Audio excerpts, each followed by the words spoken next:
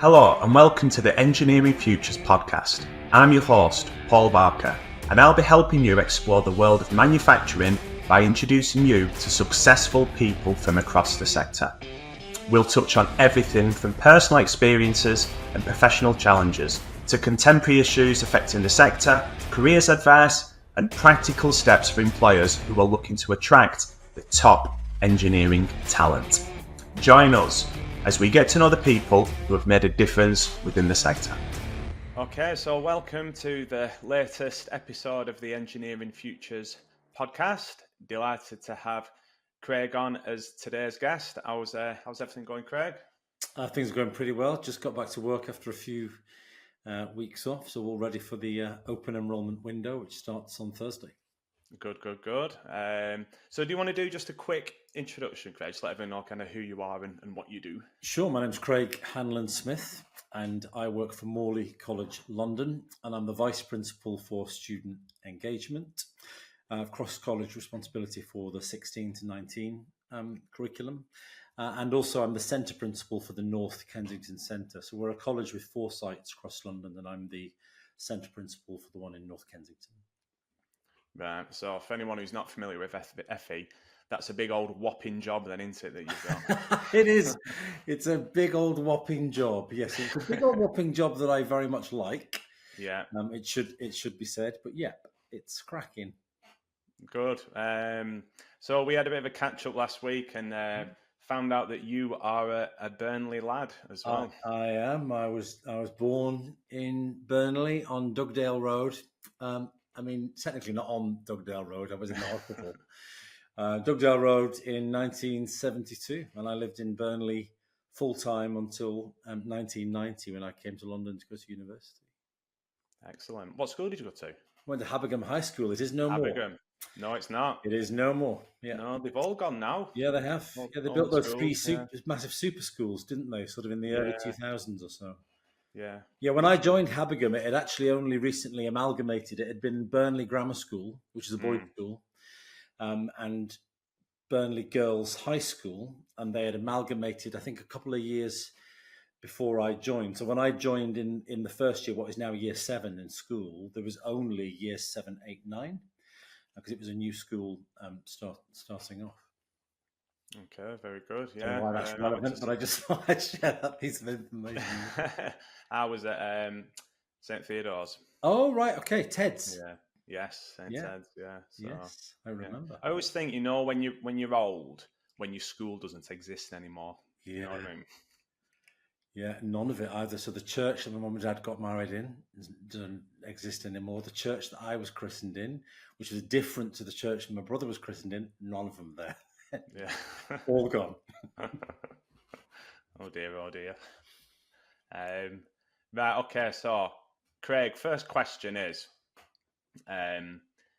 take me back to 16-year-old Craig, okay? Just about to finish GCSEs. What's going through your mind? Well, I was the first year of GCSEs.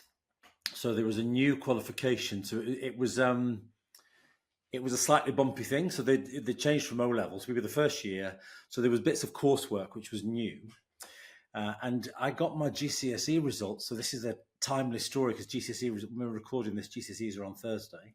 I got my GCSE results live on BBC Breakfast Television. So they came to Burnley, Habingham, and we were all brought in. And we were interviewed live on TV with our results. Actually opening your results? Yeah. And the guy who then became the chairman of the Football Association, David Davis. Oh, yeah. He was the roving reporter at the time. Wow. And we did this rehearsal off camera of imagine your results of this, and he asked us all these questions, and we did it a couple of times. And then when we went live, he asked us completely different questions. So we all looked like we didn't know what we were talking about. So I went to sixth form. I went to sixth form to do A-levels. My parents, interestingly enough, and this is, you're talking 1988, so it's a long time ago now. My parents actually suggested that I went to Accrington and Rosendale College to do a BTEC. And I had no idea what a BTEC was. There was no information about BTEC. I think they just read something somewhere in the paper about it, and it looked quite interesting. But I played it safe, and I stayed on at the sixth form with school, and I did 4 A levels, and I did really badly in them. So I think there's a lesson there. Really, you should have gone and done the BTEC. A levels are not for everybody. I got 1 good grade, but the other ones were. Now look, centre principal. Yeah, now vice look at you now. You see, who needs pesky exams? The results aren't everything. Yeah, no, absolutely. So I had a plan to go to university. I wanted to go to London. I really wanted to go to London. I did faff around a bit with a couple of other choices. I think one in TSAT. There were still polytechnics in those days, so you had 2 application processes. There was something called UCA, which is now what is UCAS, but then there was something called PCAS. So you could actually have 9 choices. There was 5 universities and 4 polytechnics. So you had quite a lot in the mix, and I got rejected from everywhere except one, which was Goldsmiths in London, which is then where I went. So it was a bit of a spiky time, that really, because when you just get a rejection, I don't think they reject you in the same way now. I think that they want the money so much.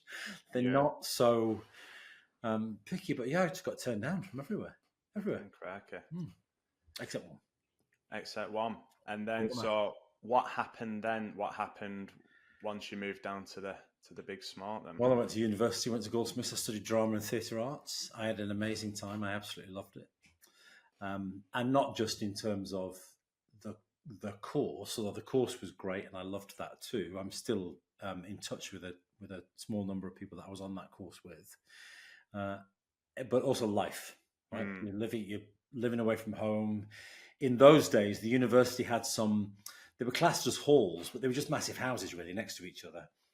Big old Victorian houses, and there was 4 of them next to each other, and all the kitchens in the basement were all interconnected. You can imagine it was chaos. And there was about 46 people living there. So I lived there. I lived there for 3 years. So we had a great time in terms of social and personal development, as well as a degree. I then did a master's straight away, mainly because my dad had just done one. And the college were offering an opportunity for anybody who was graduating from the first degree. They would pay half your fees. And those days, fees were, it was $2,500 in football, then they were going to pay half of it. So I just thought this is a really good opportunity. So I did that. And eventually sort of graduated from that in 1995 and went into the world of theatrical performance. Excellent. Which has stood me in great stead in the world of further education, because every day there's a little bit of performance going. Dig into that tool bag and bring them out. Brilliant. Well, it is, isn't it? FE is, you do have to be able to perform in FE, definitely. No, interesting what you say though about university, because I went to university after completing an apprenticeship because my then girlfriend, now wife, she went to Manchester Uni. I remember going over to see her, and we went out on a Thursday night, and I was thinking, oh my God, this is unbelievable, because you live in Burnley, which there really isn't really that much going on in terms of, well, there were pockets of different kind of subculture stuff and music, but when you go to a city and you actually see what's going on. Yeah, and there's a real. It's a lot is said about this, particularly by Andy Burnham, about the difference between sort of cross-country rail infrastructure in particular, and how much better it is in the southeast. And that's true, because when I was in Burnley, you didn't really jump on a train and go for a night out in Manchester, or because it would take you 2 hours. By the time you get there, you have to jump on the train and come back again. Whereas in London, there's lots of people who live in commuter towns roundabout who will go out for a night out in London. It just wasn't the same when I was growing up either. So I can imagine that your head was turned by that Thursday night out. Who goes out on a Thursday night out? It changed my life, and then I was like, right, I'm going to go to uni full time. And for me, university, the course is such a obviously you've got to get a degree, but it's life. For me, it's life change. If you allow it to be, going to university is life changing. If you the people you meet, the things that you can do. So I'm a kind of big advocate of university for that. Because I know a lot of people that went to university and then just moved straight back home afterwards, and I never understood that. Yeah, no, me neither. And I guess from what I understand, and my connection to the university world now through the job that I do, um, I think it's a very different experience now. You know, a lot of people Do you go think? to university near home. Mm, They don't want the additional cost of living away and paying rent and all. So I think the experience is a different experience. But I'm with you. It was a life affirming, mm. character building. That's where it all began for me, Me really. too. From then Yeah, on. absolutely. So go on. What happened then with the getting into world of drama? Then what was your Well, first I role? was doing all right actually. I did a lot. I quite consistently did a lot of theatre performance, and I worked with a couple of theatre companies in particular. One called Main Brace, and I worked with them quite a lot.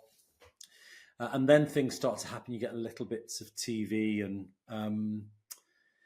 I found the TV experience quite soulless. Mm, You are, and I didn't have big roles in TV. It was a bit of this and a bit of that and a bit of the other. So a lot of it is waiting around.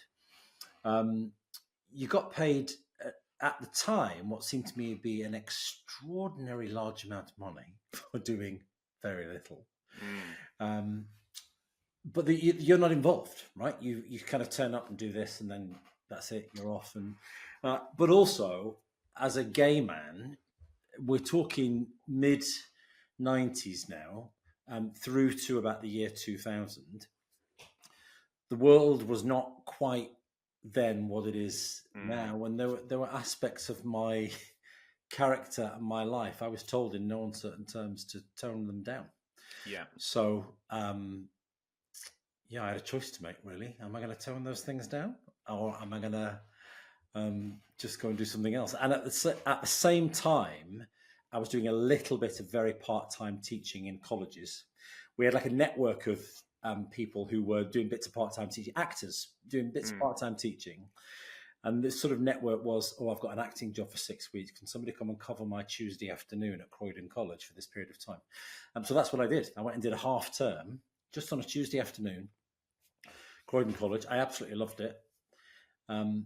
It would have been another 2 years, I think, but then a couple of years later, I got offered a maternity contract. They couldn't recruit to this job at another college, Nescott College, which North East Surrey College of Technology, but now everybody knows it as Nescott.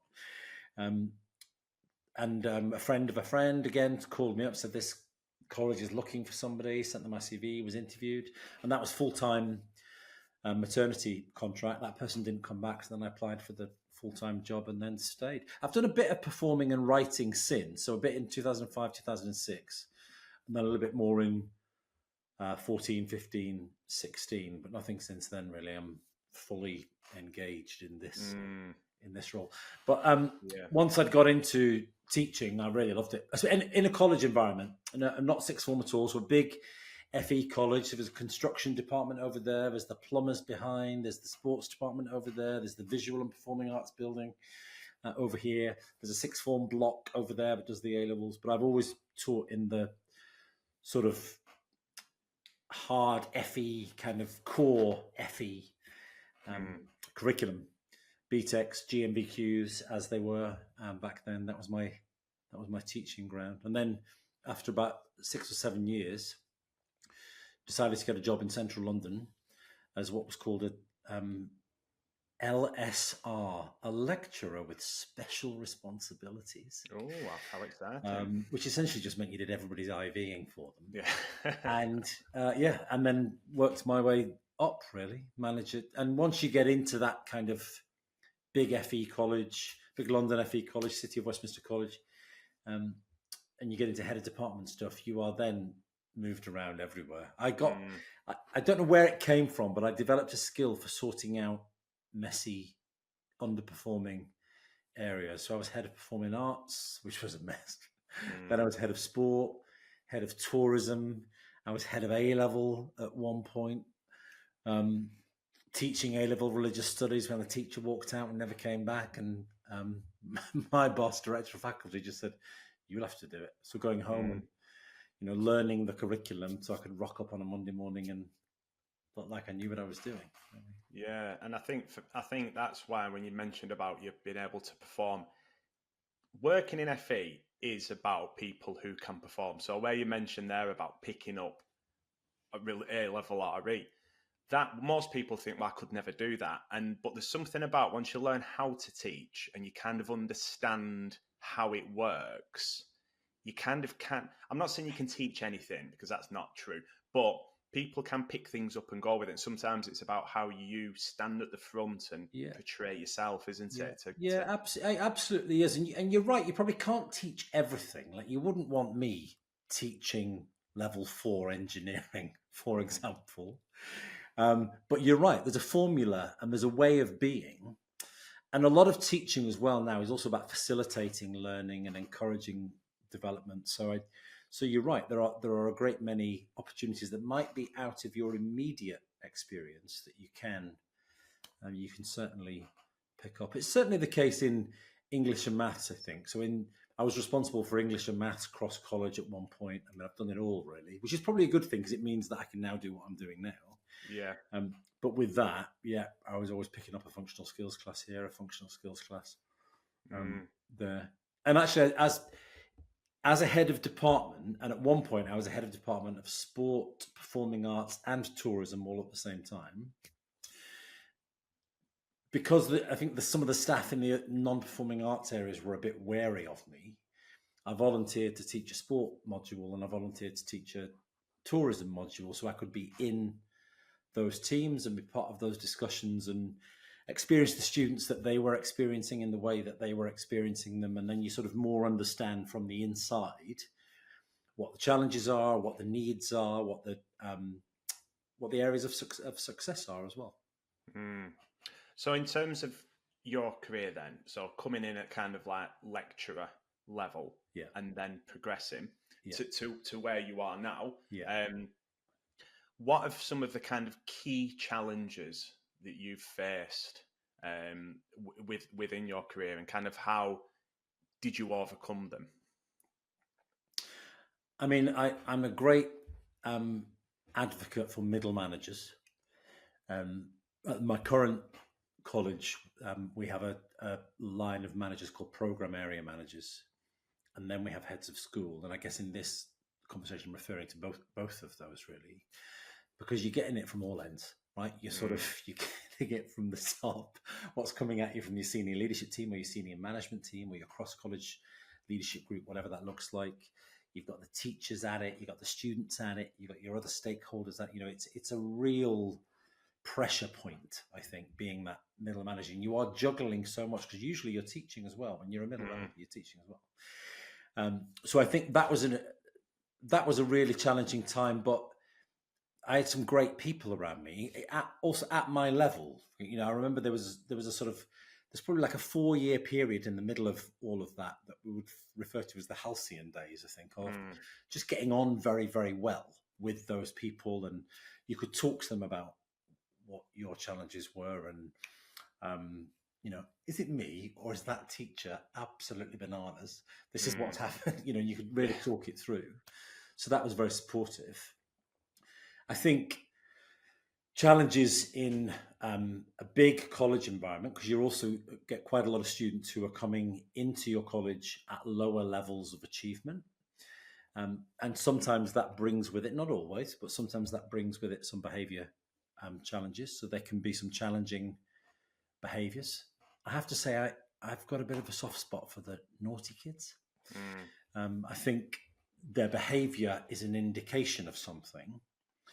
And a sort of a trauma-informed understanding approach to working with them rather than here's what you're doing wrong and here's the disciplinary sanction. So developed skills in that area, really. I'm particularly interested in that. I think I drive some people crazy because I give students 3rd, 4th, 5th, 6th chances because I think, well, where are they going to go, right? If you just pull them out of this moment and put them somewhere else, where is that somewhere else? What is going to happen? In terms of at a senior level, I mean, money, right? I mean, there isn't any. I don't want to bash the new government over the head 7-8 weeks in, But over the summer, it's really disappointing in the news that come out about teachers' pay, and that teachers' pay increase is not extended to colleges. It's known as the Cinderella sector, isn't it? The FE sector, because you're constantly scrabbling around trying. Well, if we chop a bit off there, can we put it here? And if we chop a bit off there, and if we just squeeze that a bit more and put a few more couple of people in that group, and a couple of you're constantly playing this, moving your chess pieces around the chessboard. I'm hoping to break even at the end of the year. So that's a challenge. There's always a little bit of nervousness as well, isn't there, at this time of the year? Whilst I feel in my gut really confident, there's just a little niggle of, will they come? Will the student, will they arrive? The people that we're expecting to come, but then also those ones that we're expecting to come in, just as part of that open process. And there's so much competition in London. It's fierce. You can see it where I am here, where I live. There's a bus route that goes all the way into the big central London, like King's Cross and all of that kind of area. And you've got all these colleges who they are not round here at all, but they're on all the bus stops all the way up because they know they're on that bus. They know they're on that bus route. They're not round. So there's a lot of competition in London for those young people and getting them in and getting on with it. Really, it is. It is a worrying time. I mean, you talk about like the kind of role of the middle manager, because they will be feeling it now in terms of recruitment numbers for next year and what's going to happen on results day. Are people going to come? Because you normally the kind of the areas you think you're going to be good in, they could be down. You might have another area where actually you've got two groups, which gives you a headache, and it's tough. And I think that's like, but for me, that's like the good thing about working in FE, because it keeps you on your toes, and there's nothing quite like having to re-timetable something that you've been working 3 months on, and then you've got to re-timetable in like 2 weeks. Yeah, and those conversations you have to have with teachers saying, "No, I know that's not your specialism, but I just think you can teach it at level 2. I think you'll be fine." And also I like it because it's a really coming together time of year. So it's the one time, I mean, we all work together, of course, but often you all work together in your own little bits and whereas open enrollment, you see everybody. Everybody, so you have got people on the welcome desk. You have got people doing the wayfinding around the building. You have got people on the initial advice and guidance, the curriculum expert, the initial assessment. All of these different people, all kind of hands to the pump. And that's great to see. And of course, now in my vice principal role across college, I'll be spending some time during the open enrollment bit going to the other centres and lending a hand there as well, mainly at North Kensington, where I'm the centre principal, but also in the other spaces. Well, so I do really like this time of year, and it's long days. You're open enrollment till like 7:30, 8 o'clock at night once somebody's gone through the system, and you're open on a couple of Saturdays and. But it's good. Yeah, and I agree with that. I think that things with colleges, everyone works so hard, but everyone's in it for this kind of same reasons, aren't they?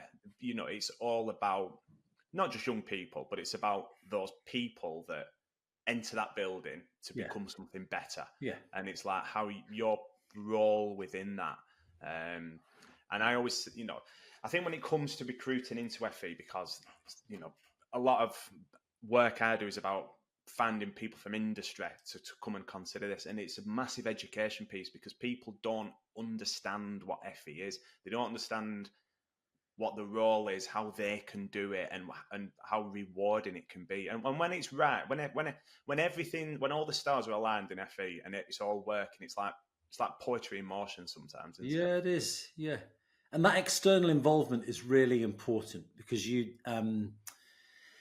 you're teaching vocational qualifications, and it's that you really need that current contemporary vocational information. We work with what we call them industry advisors. So every curriculum area has an industry advisor. So whatever curriculum area that may be, and they support us in making sure that we know what's going on out there in the world, and look at our assignments or our assessment structures and suggest things to us. For example, we've got music technology in actually in the Waterloo Centre and in the North Kensington Centre, and it's new at North Ken last year. And the teacher there, because we're near Notting Hill and Maida Vale, and so there's all these recording studios.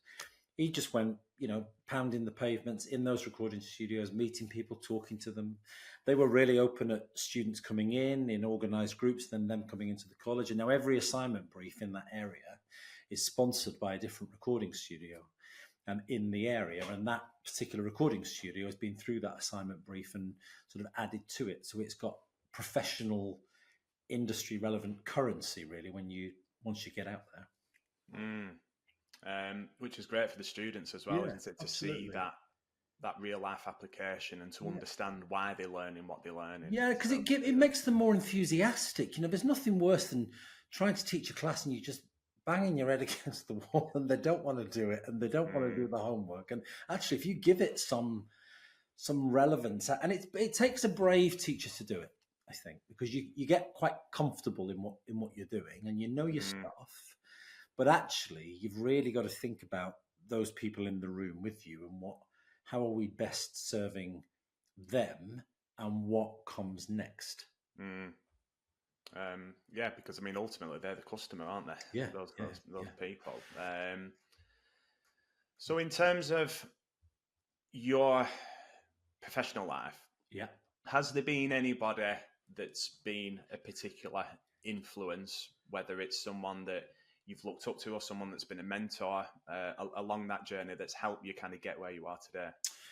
Well, if I name a couple, there'll be a couple that might feel left out. So maybe I won't name anybody. I think I've been really fortunate in that I've met a lot of people who've been really encouraging and supportive.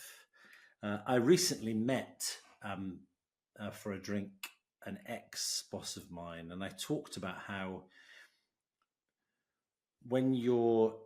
so in my experience, when you're a younger manager, those conversations are not explicit, and actually I would really value saying, I think you're great. And actually, if you're interested, there's a journey here, and it may not be in this organization because the job may not come up, but actually I think you could go to this level and this level. Are you interested in some kind of career development pathway? It wasn't that explicit for me. So I think I've tried to have those conversations with people as and when they've happened. So, for example, when I'm recruiting to a head of school role, I'm thinking long-term around, could this person also be suitable for centre principal role in a few years' time? Should I move on? So really thinking about it, it's like teaching for their benefit as much as my benefit. I want this person in to do this job, but also, is there a future opportunity for this person here? I think I've also been really inspired by students.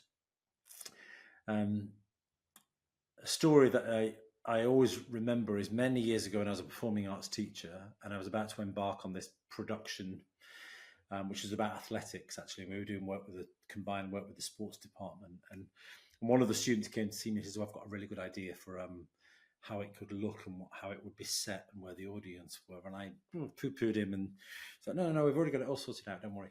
And I went home that evening and it was niggling me, this conversation I had with this student, and I just kind of bypassed him.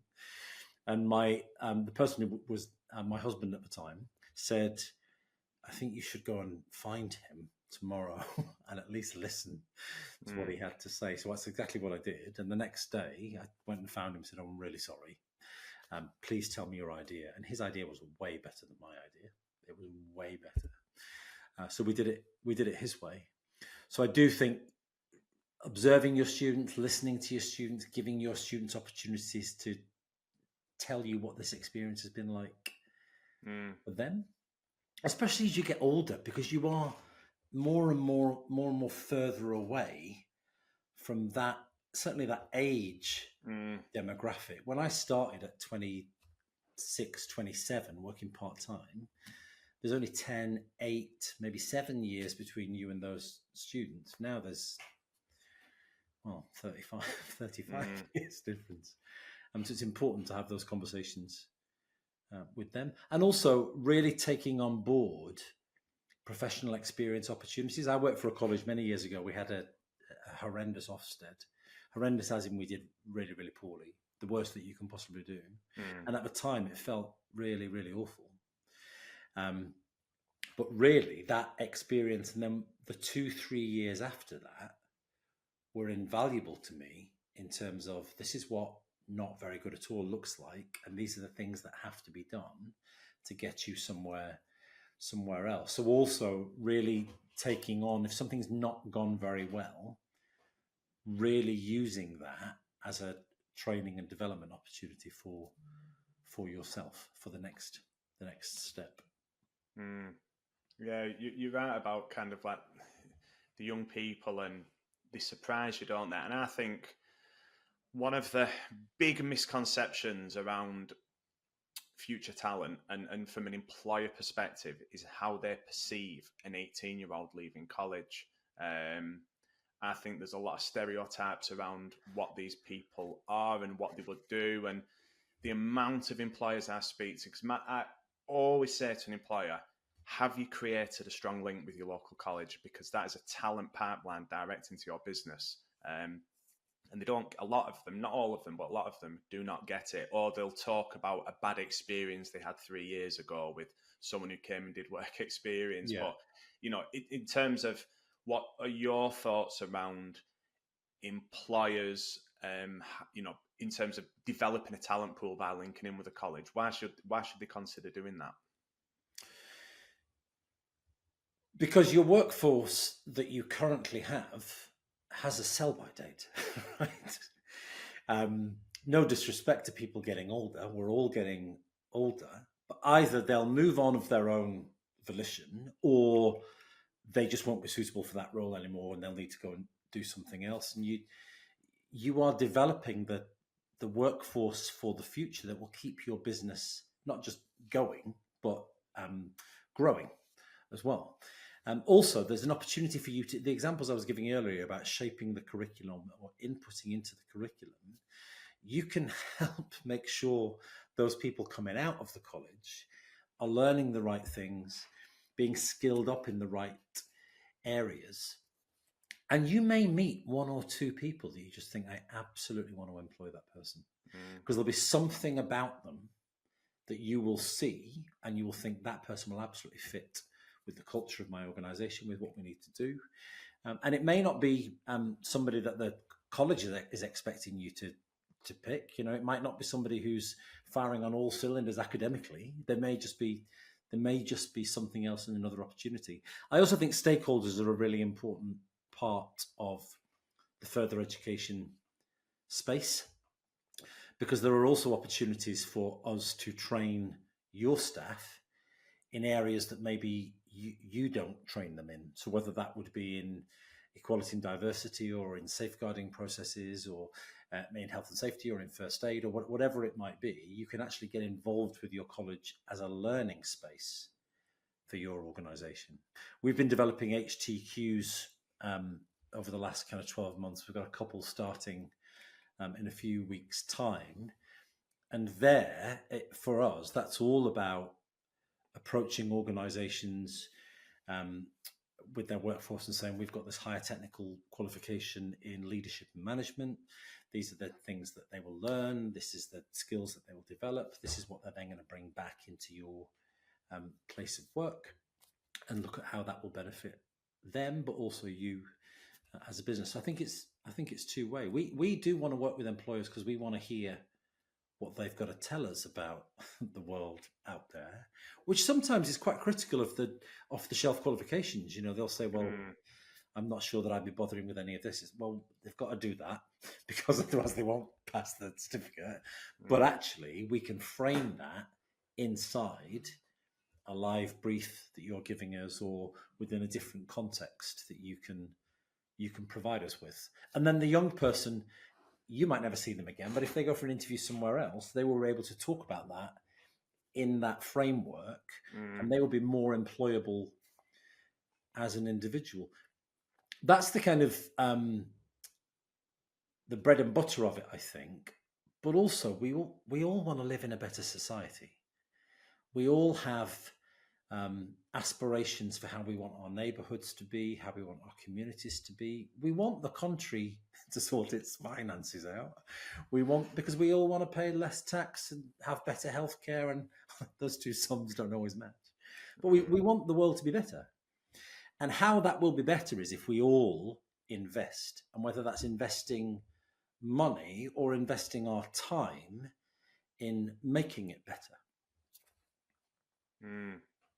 And I think that sometimes employers miss that because there's perception that, oh, well, we can't offer this, we can't offer that, we don't have time. And I always think something as basic as just a work-based project that could be 99% student-led. Yeah. But that really gives that, as you mentioned there, like the student a chance to really use that knowledge from the classroom to in a real industry kind of problem. Yeah. But an employer could then say, wow, I mean, I've done this before where when I was teaching one of my HND students, I reached out to a local employer, said, look, this guy is really, really good. Have you got a project for him?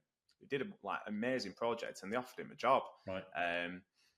And that is the reality of kind of just a bare minimum that an employee can do, but can be so powerful. Because year on year, they could use that project and people from college can say, look, we've got these outstanding ones. Do you want to have a look at them? Yeah. And you can also, in terms of the economic benefit to you, you can shortcut the whole process. If you work with a college in terms of recruitment, you're not investing lots of money in recruitment agencies. You're not spending all of that time advertising, then interviewing. You could actually say, well, we're going to have sort of a progression agreement here, and we will come here first. And there may not be anybody, or there may be a very small number of people that you want to take forward. But I think it all is beneficial to both sets. Because I've, having worked in industry for many years, and now kind of recruiting both into colleges and into industry, but employers are a lot of them are hell-bent on must be able to hit the ground running and all this. And I'm thinking, but I've worked in these settings where there's people in that office that can kind of hit the ground running, but actually this young person down here, they'd be miles better than them if you just gave them a chance. Yeah. I think sometimes as well, we expect people to arrive the finished product. And we had this debate last week in the college appointing somebody, and we've appointed somebody who they have amazing skills for 50% of the job, and they need development in the other 50% of the job. But why should we not give that person that opportunity, and why should we not develop that person? Otherwise, when does that happen? We are all part of that eco food chain. Of presenting opportunities and then perhaps taking somebody on who is not as experienced, who is not as they've not been doing it for 10 years already. We can then shape that person our way as employers, because we're sort of inputting and developing them as they go. You will help create the employees that you want, rather than all these people who've got all this experience, but actually they don't do it the way that we like them to do it. Yeah, definitely. And I think that you can have both. Do you know what I mean? You can have the experienced people, especially in FE, sometimes you just want that person who has a PGCE, has been in FE for 20 years, knows all the programs inside out, can come in and get on with it. They can do the job. But then you also want that younger, more dynamic, enthusiastic person who's willing to take a risk, isn't afraid to fail. And you need both, don't you? And I think it's the same for me within industry as well. And I think certainly in terms of the middle management team, you want the diversity within that team, because diversity is also about diversity of thought. So people coming at things from either a younger perspective or a different cultural perspective, people think differently. And then that makes that team a richer experience in terms of what they will then bring to the table. Totally agree. And again, one of the good things about working in FE, And I always say this to when I'm talking to people from industry, it's that once you're in, you've got to come in at that lecturer level, you've got to get that teaching qual, but you get 2 years under your belt, and what you'll find is if you want it and if you work hard, and if you actually start looking at how how a college operates, who does what's important, how you could do that, you'll fly. You know what I mean? That the opportunity is there for the taking. Yeah, and I think the job of a teacher in a college is a little bit more interesting, I think, than in a school, because you do have those people from the outside world, whoever they may be, and you're part of that. You're part of that experience. We had some people from a medical lab and a hospital come and work with our health and social care team and make suggestions about the curriculum, and that's not happening in school. In a school, no disrespect to schools, we've got some great relationships with local schools, but they are following a very particular curriculum, linked to a very particular exam, and they've got to hit X, Y, Z. They're not getting all of that sort of rich industry relevance into that curriculum in the same way. Yeah, and I think that's an issue. I do. I think that, and it goes back to why probably people from FE will feel like it's a bit of a kick in the teeth about them not getting the rise that's in falling in line with what the secondary teachers are getting, because of the nature of what they do. My opinion is that I see a lot of schools that are very focused on results, not so much destinations. I don't know, without wanting to put you on the spot too much with that, but what's your view on that, and what do you think should be the driver, kind of results or destinations? Well, first of all, I think we are all at every level of education, whether it's schools, whether it's FE, whether it's universities, we're all obsessed with the results, right? There's the performance table for this, there's a performance table for that. It's all about that. I mean, when I got my A-level results, I got a B, 2 Ds, and an E.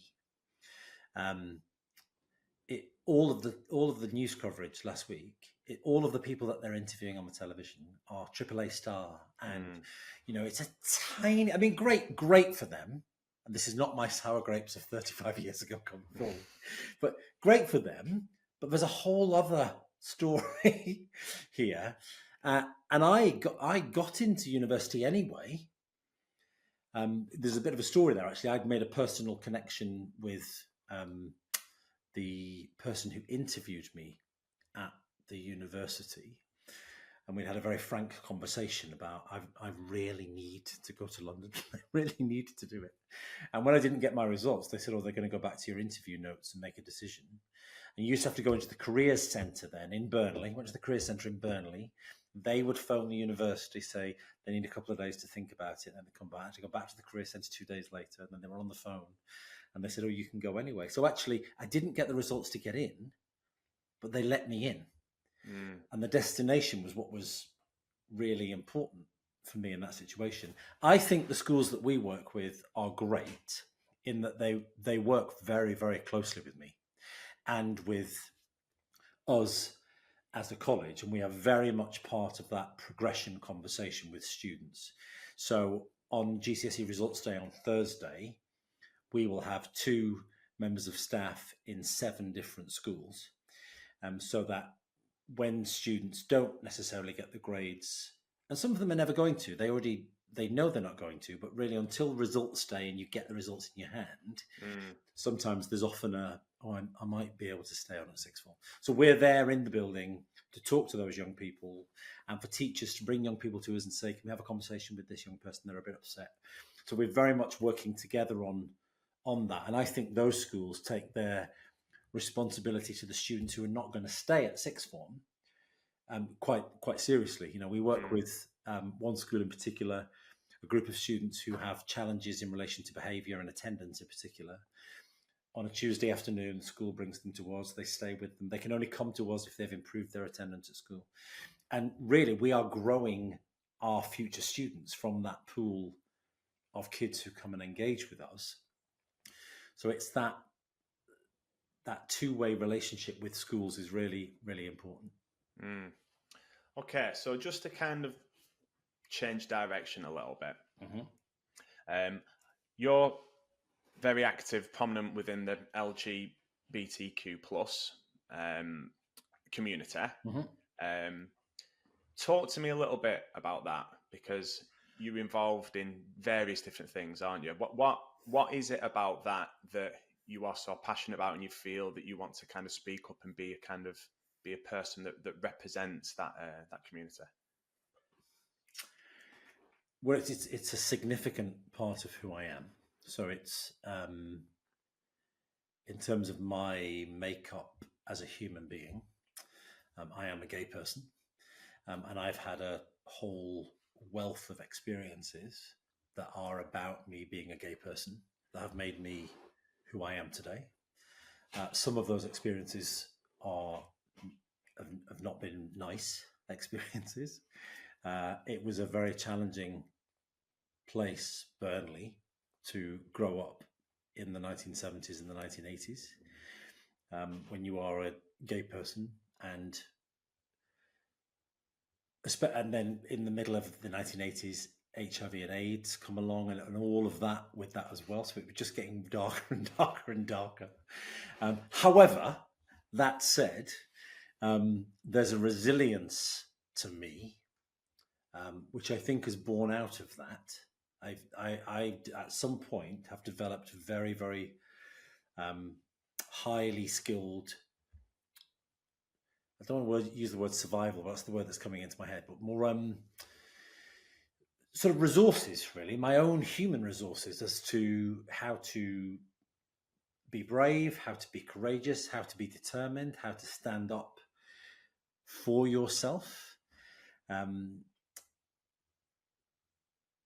Not in spite of being a gay person, but because I am. And the positive experiences that brings me. I have met some of the most kind, intelligent, creative, resourceful, enthusiastic human beings within the LGBTQ, under the umbrella, if you like, of all of those different identities. And I absolutely celebrate that. I also think that as a young person, and I was leaving school the year Section 28 came in. So I wasn't at school when Section 28 happened, because Section 28 essentially just put the muffler on any discussions around sexual orientation, or but certainly through sixth form, and even then, in the advent of HIV and AIDS, society wasn't talking about it. So you weren't able to have conversations with anybody, or there was nowhere to go, there was nobody to speak to, there was no one to say, I think I'm doing this. Can I have some help? There was nowhere. So I think to be an advocate for LGBT communities within an education environment. So in the previous college, myself and a colleague, we both now work in different places, and we've remained good friends. We went to a conference at the Stonewall. We're running an education conference. This would have been about 15 years ago now, because the head of education at Stonewall was Wes Streeting, who's now the health secretary in the new Labour government. And we talked to him afterwards. There was a bit of a, mix and mingle and chitty chat networking thing. So we were talking to him, and he just says, you need to go to the top. You need to go to the top and get the buy-in from the top. So we, as brazen as we did, went straight back to the college, went straight to the principal and said, Stonewall said, this is what needs to happen. And he said, sure. And then we ran for a number of years, we had a staff and student LGBT network, supportive network, which was great. I can remember us going to an event with some students, and the event was a bit of a disaster because one of the students had found some booze and was secretly drinking it, and then was a bit poorly. We had to deal with that. And I can remember just thinking, what on earth are we doing? And I was speaking to another, as we were pouring orange juice and lemonade down this kid's throat, we were talking to another student, and I said, does any of this stuff matter? All of this LGBT awareness things that we've got, and we had these stickers on the windows in the building, in this space, you are free to be yourself. And on the digital screens, individual members of staff were telling their story. And this student just said to me, you cannot know how important it is to see it. Mm. Even if we don't say so, it's really important that it makes us feel safe. Mm. And so I think for me in my current role, I think it's really important to talk about it. It's really important to stand up for it. The most challenging experience at work, because many years ago, I had a terrible time at work. This is pre-Equality Act legislation, and was openly bullied at work by students and staff. That is not the case at all now, and you are very much protected and supported. And I certainly am in my current role. But 2 years ago, we had 2 students who left the college during LGBT History Month because we celebrated LGBT History Month. One of them was an adult student.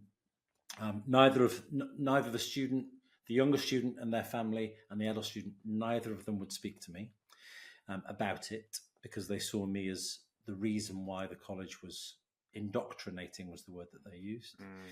We were celebrating LGBT History Month in the way that we celebrate Black History Month, in the way that we celebrate Disability Month, in the way that we celebrate International Women's Day and Women's History Month, in exactly the same way. But this particular celebration took exception to it. In fact, the parents of the younger student wrote to Ofsted. I mean, that didn't go anywhere, but they wrote to Ofsted, complained to us, and that I find that really difficult, because I want to talk to them. Yeah, I want to sit them down, and I want to understand. I want to understand what talk to me about it, and tell me why this is such a problem for you, and then let you tell me your story, and I'll tell you my story. Yeah, and that would be an interesting conversation, wouldn't it? And I think that in terms of looking at what's going on now with all the riots and things like that, it's like these people, just, if you could just sit them down and speak to them, what justification could they give? And they wouldn't. Do you know what I mean? They wouldn't. There's just, but it feels to me that things are 100%, 100% better than when I was at school. And I look at my own children, and they're kind of how accepting they are, and this is something they've been learning about in school since they were very, very small, and things are 100% better, but there's still pockets of this, and sometimes it's like the undercurrent as well. Like if you look at what happened when it was the football over in the Middle East, and England were wearing the rainbow armband, and then Harry Kane got threatened with the yellow card. Next news, it's that rainbow. And I thought that stunk. That I thought, wow, you're saying you're standing up for something there. You're representing an underrepresented group, and yet the first sign of any kind of conflict, the ban comes off. Which I just found that disappointing. But I don't know what kind of your thoughts are. I agree. It's a difficult conversation, isn't it? Because the whole challenge around the Middle East and the laws that there are in some countries around LGBT communities and LGBT lifestyles. But in LGBT History Month this year, we had a really interesting talk from a writer from the Middle East. He lives in London, and he spent part of his life growing up in Australia, and his mum was Palestinian and his dad was Libyan, I think, or the other way around. And he'd edited this book called This Arab is Queer. And we have a lot of Arabic students. And I've never seen the students, and I'm talking these were the young students, so quiet and attentive and listening. And because in terms of cultural diversity, it's sort of one of your own, but then they're also presenting this other persona that is sometimes presented as an over there. There can be also, I think, a rush in the West to say all of the problems, particularly around LGBT, are somewhere else. Quite a lot of the laws that exist in some parts of the world were created by the colonial powers that were back in the day, and we may have changed those things here, but we did put them in place there in the first place. I did find the whole taking the rainbows off the arm disappointing, but then I also found the way people responded to the two women boxers at the Olympics this year. Disappointing. These are women who are genetically female, biologically female, have female genitalia, have lived their lives as female, but because they have higher levels of testosterone, which their bodies have produced naturally, they just become the target of this horrendous prejudice, which also then drags into it a discussion around trans people, and it's just really disappointing, I think, when that happens. But it just means I think the conversations need to happen. The conversations need to be continuous, and I do think that sometimes we need to sit down and have conversations with people we disagree with, not shouting matches, and certainly not setting fire to wheelie bins and throwing them into hotel windows. No, but sometimes you sit down with somebody you have a different opinion with, hear them, and then tell them your story, listen to their story, because I think that's how you make progress. Yeah. It's shared, that we're all human. There's a quote that I often use, I probably need to stop using it because I use it too often, and it's by John F. Kennedy when he was talking in 1962, I believe. And he was talking about the Cold War, really, and the situation with Russia at the time. And something that he said about, we all inhabit this small planet, we all breathe the same air, we all cherish our children's futures, and we are all mortal. And whilst there are differences, and differences should be celebrated, I think sometimes we forget what fundamentally makes us all the same. And wherever that is in the world, or whether that's just in London, the postcode wars, you live on the wrong side of the street. I mean, it's just bananas, really, that level of hostility towards another human being because they're different to you. Yeah, it does. It blows my mind. And I think as you get older, you start to realize that actually life is just about being happy with who you are, and like let other people just be who they are, and you don't need to get angry about that, do you? Yeah. People just want to get up and get on with it, right? Yeah. Just lead them to it. Right. Okay. So, last question: what are your aspirations for the future, both professionally and personally? To rule the world. Personally, I'm in the middle of buying a flat, and it's a very bouncy experience. So I would like to, personally, see, it's quite simple. I just want to get this flat. That's all. Right now, my personal aspirations are just want to get this flat. I got divorced a few years ago. Well, technically last year, but the whole thing's a few years ago. And so buying this flat is a thing for me. It's like a thing. So that's really important. Professionally, I really like my current job, but I think there are other opportunities in the future. I am looking at what those might be. I did a terrific training program last year, leadership and development program with the Association of Colleges. What was great about that was it was 3 residential courses and then some coaching as well. But the best bit about that was meeting all of the other people who were doing similar jobs, not necessarily the same, directors of curriculum, heads of department, vice principals from all over the country. And then you're listening to, well, we would do it like this, or we would do it like that. And you learn a lot from each other in that situation. So I'd like to do something similar this year. In terms of specifically at the college for which I work now, we're in a growth phase. So we merged in 2020, just 6 weeks before the first lockdown. And really, the centre that I'm responsible for, North Kensington Centre, was sort of starting again from scratch. It is a centre, the building of which was originally sold by a previous college to raise some money, and it was going to be flattened and turned into luxury apartments. And we're in the same neighbourhood as Grenfell Tower. And following the fire and the tragic loss of 72 people in that fire, but also the disruption to hundreds and hundreds of people's lives, there was an activist group that saved our building as a community resource to be an education space for local people. Government stepped in, gave us some money, a lot of money, to redevelop the site. So it's a fantastic space to be. Everything's brand new and redeveloped, and there's an extension on the back and an extension on the front. It feels fantastic, but also that we have a responsibility. I feel that responsibility to the local community as a continual thank you for them saving it, but also to be an education resource for local people. So we're in a growth period, and recruitment and the recruitment of numbers and being successful as a centre is really, really important. So I have aspirations for that space as well over the coming next 2-3 years. Okay, brilliant. Well, Craig, thank you very much. It's been a really interesting chat as that. Thanks for speaking so honestly and openly about everything. Thought it was some really fascinating points there we discussed. So yeah, thank you very much for your time.